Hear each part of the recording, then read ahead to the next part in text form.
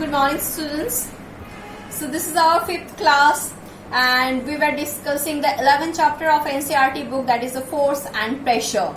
And till far, that is in our last 4 classes, we have already completed the definition of force, and we have learned that force is a kind of vector quantity as because it is direction causes.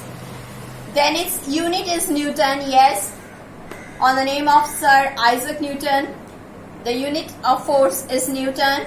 The force can broadly be classified, we can classify a force broadly into 2 categories, that is contact force and non-contact force. So under contact force we have 4 more types. What are they? They are the muscular force, frictional force, normal reaction force and force of tension. And under non-contact force, that means the force which does not need contact for its application, we have 3 types. The 3 examples of non-contact forces are the gravitational force, electrostatic force and magnetic force. And in the last class, that is the 4th class, we have already discussed the gravitational force and the electrostatic force. And you must remember, I know that in gravitational force, I have clarified that it is not only earth oriented. Wherever there is 2 masses in the universe, we will experience the force of gravity or the gravitational force. So that's why this gravitational force is called the universal gravitational force or universal force, as because it is present everywhere in the universe wherever there is masses. And the gravity, yes, I have also said that we sometimes say that the force exerted by the earth with which it pulls all the objects in the universe towards the center is the gravity. But this gravity is actually not only earth oriented. This is because of the gravitational force. It is a special type. Then the electrostatic force, obviously this is the force exerted between any 2 charges or one charged body and one uncharged body that we have already discussed. Today in this class we will end up this section with the definition of magnetic force. So what you can see on my left, that I have already written the definition of magnetic force. Before discussing the definition, let us discuss that what is magnetic force. I know all of you have seen the magnet, you have played with magnet, you have seen that when you try to bring 2 magnets, sometimes they repel each other, sometimes they attract and get stuck with each other. So that happens because of the 2 different poles, that is the North Pole and the South Pole. Yes, when you bring 2 North Pole closer to each other or 2 South Pole closer to each other, that is the like poles, when they come closer to each other, they actually repel, and with the application of greater force, you are not able to stuck them with each other. But when you bring 2 different poles, that is one North Pole and one South Pole, then what happens? When you bring them nearly closer to each other without any application of force, they pull each other and get stuck. Even you have seen, even you have experienced this thing with when you have tried to bring some pins, whether it is safety pin, whether it is board pin, whether it is paper pin, any kind of pins. When you bring the pins near to some magnet, they are attracted by the magnet and they stuck on the magnet. So what is this? So there is some kind of attractive force whenever you bring 2 opposite poles closer to each other, or when you bring some magnetic material like iron closer to the magnet. But you have already experienced there is also a kind of repulsive force whenever you bring 2 like poles, that is north or south with each other. So this magnetic force is actually they shows both type of forces, that means repulsive as well as attractive. So I have constructed the definition in this way, that it is a force of attraction That means magnetic force is a force of attraction exerted by two unlike poles, exerted by two unlike poles of two magnets, or a magnet and a magnetic material like iron. So it remains attractive until you bring it remains attractive when you bring two unlike poles closer to each other, or one magnetic material closer to a magnet, and it becomes repulsive when you try to bring two like poles closer to each other. That is, or it is a force of repulsion between two like poles of two magnets. So this magnetic property generates in the material because of different physical phenomenon which are beyond this syllabus. Not only this syllabus, you won't be able to learn it in school in physics.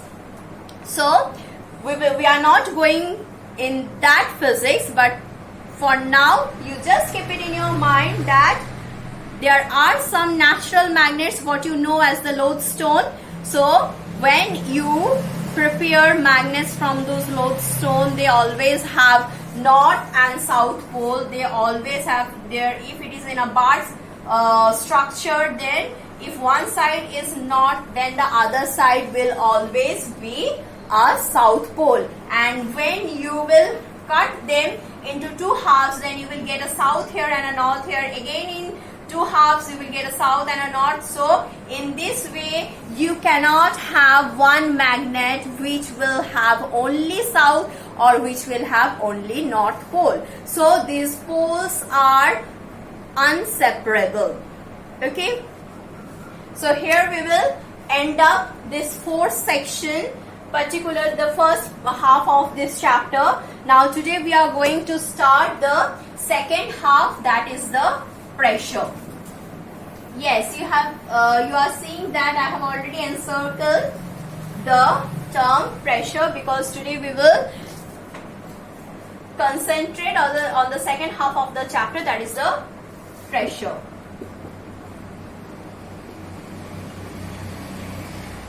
So what is pressure? Let me tell you one thing, that can you remember the last week of the February, when the second week of the February, when the final exam of your session was just about to start? I think you have discussed among your friends that we are right now in lots of pressure because of the exam. So what you see, that pressure comes because of something, so it is the result. Let me make it very clear for you that you can never give pressure. You can never give pressure. What you can do, you can create pressure by giving force. So what we can give? We can only give force, which results into pressure. So when it results into pressure, suppose if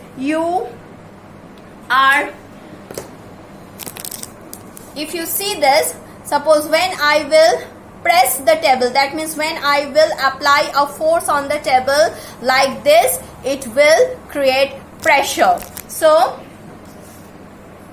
when we apply force on a surface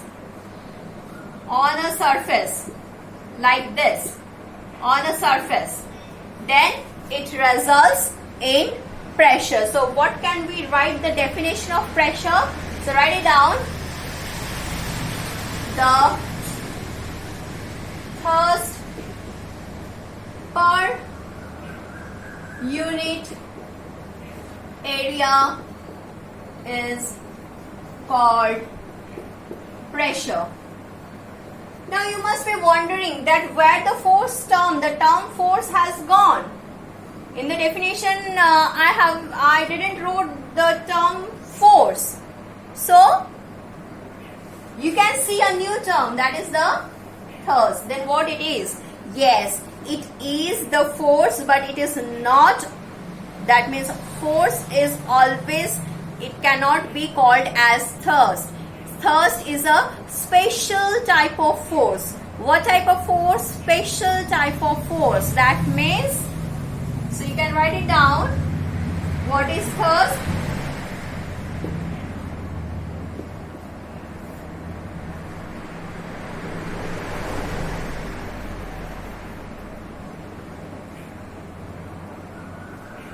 The force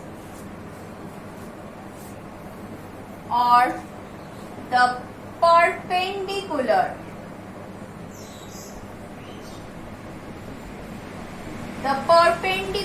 force acting on a surface is called. So what is force?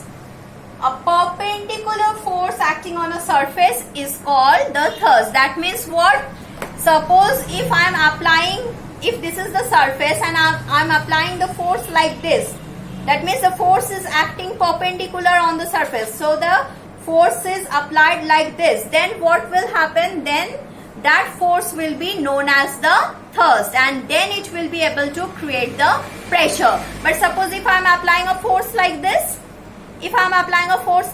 then the force is not acting perpendicular to the surface. It is acting along the surface. That means it is acting tangential to the surface. Then this force won't be able to create the pressure, because then this force is not the thrust. So when there will be perpendicular force on a surface, then it will be able to create the pressure. So the thrust per unit area is called pressure. Hence mathematically it can be written as because the thrust is a special type of force, so we will denote thrust with F, as because we generally denote the force with F. So the pressure P is equals to F by A, where A is the area, okay? So pressure is equals to thrust per unit area. Then what will be its unit of pressure?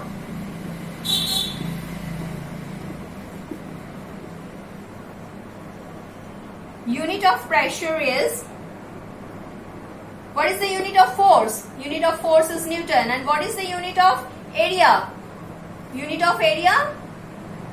Yes, it is meter square. In SI unit, as you all know, in our previous class I have already told you about the different unit system. So in SI unit, Newton is the unit of force and meter square is the unit of area. Thus, unit of pressure can be written as Newton per meter square or Newton meter square inverse. Newton meter square inverse. Now this, that means when we will apply 1 Newton force, when we will apply 1 Newton force on 1 meter square area, then it will result into 1 Newton per meter square of pressure, which is known as 1 PA. Then what is this 1 PA? This PA is actually the Pascal. So 1 Newton meter square inverse is actually 1 Pascal. This Pascal is on the name of the scientist Pascal. On the surname of the scientist, it is it is the Blaise Pascal. Blaise, B-L-A-I-S-E-P-A-S-C-A-L.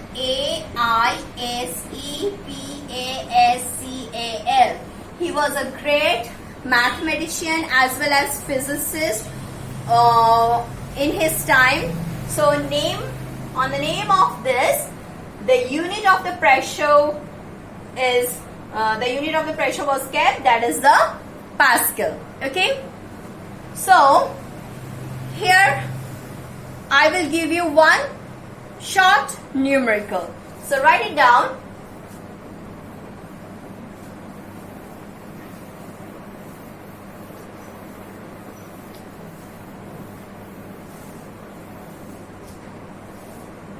This is for your homework. Though you are doing all the work at in your home, then also this is your task. So write the question. Find the pressure created by a force of 15 Newton acting normally or acting very right perpendicularly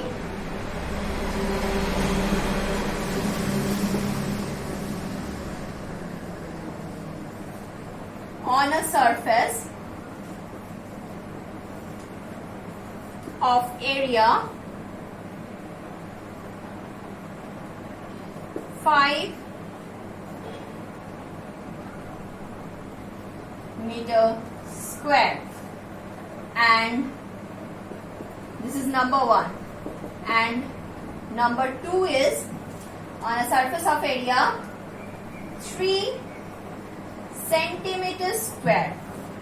So this is your task till we meet in our next class. Till then, thank you and keep practicing.